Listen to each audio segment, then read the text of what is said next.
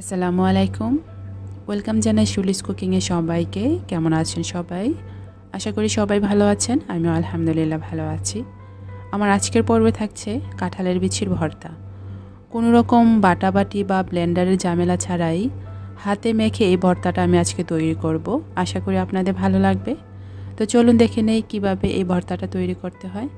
ভর্তা তৈরি করার জন্য আমি এখানে 1 কাপ শুকনা কাঁঠালের বিচি নিয়েছি। প্রথমে কাঁঠালের বিচির যে উপরে একটা খোসা থাকে সেই খোসাটা পরিষ্কার করে নেব। আমি একটি ছুরির সাহায্যে খোসাটা পরিষ্কার করছি, এতে খুব সহজ হয়। আপনারা চাইলে বটি দায়ের সাহায্যেও এর খোসাটা ছাড়িয়ে নিতে পারবেন। ঠিক এমনি করে আমি সবগুলোর খোসা ছাড়িয়ে নেব।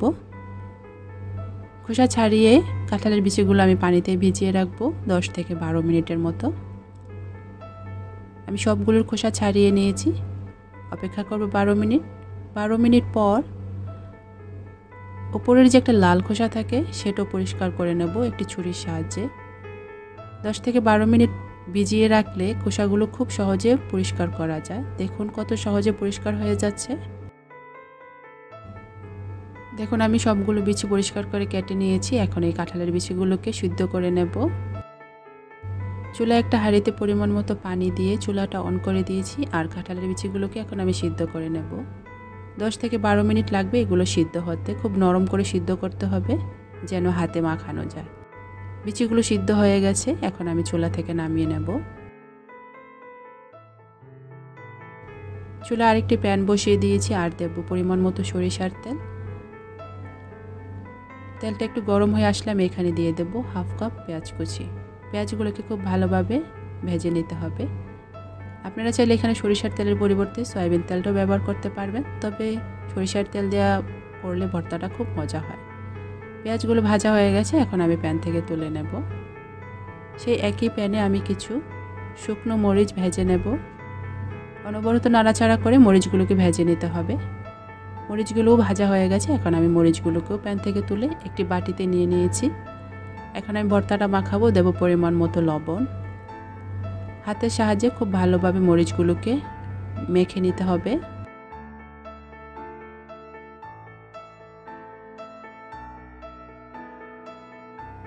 মরিচগুলো মাখানো হয়ে গেছে, এখন আমি এখানে অ্যাড করে দেব আগে থেকে ভেজে রাখা পেঁয়াজগুলো। পেঁয়াজগুলো দিয়েও আমি কিছুক্ষণ মাখিয়ে নেব। এখন আমি এখানে দিয়ে দেব আগে থেকে সিদ্ধ করে রাখা কাঁঠালের বিচিগুলো। কাঁঠালের বিচিগুলো দিয়ে হাতে খুব ভালোভাবে মেখে নিতে হবে।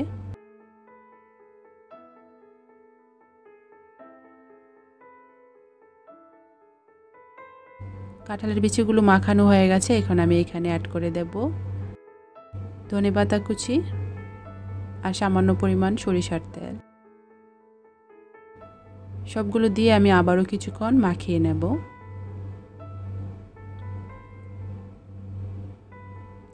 তো তৈরি হয়ে গেল কাঁঠালের বিচির ভর্তা। যারা ভর্তা খেতে পছন্দ করেন একবার হলেও এই ভর্তাটা ট্রাই করবেন। গরম গরম ভাতের সাথে খুব মজা লাগে। আমার রেসিপি ভালো লাগলে একটি লাইক দিবেন, আর চ্যানেলটিকে সাবস্ক্রাইব করে চ্যানেলটির পাশেই থাকবেন। আর যারা আগে থেকে আমার চ্যানেলটির পাশে আছেন তাদেরকে জানাই অসংখ্য অসংখ্য ধন্যবাদ। আশা করি সবসময় আমার চ্যানেলের পাশে থাকবেন।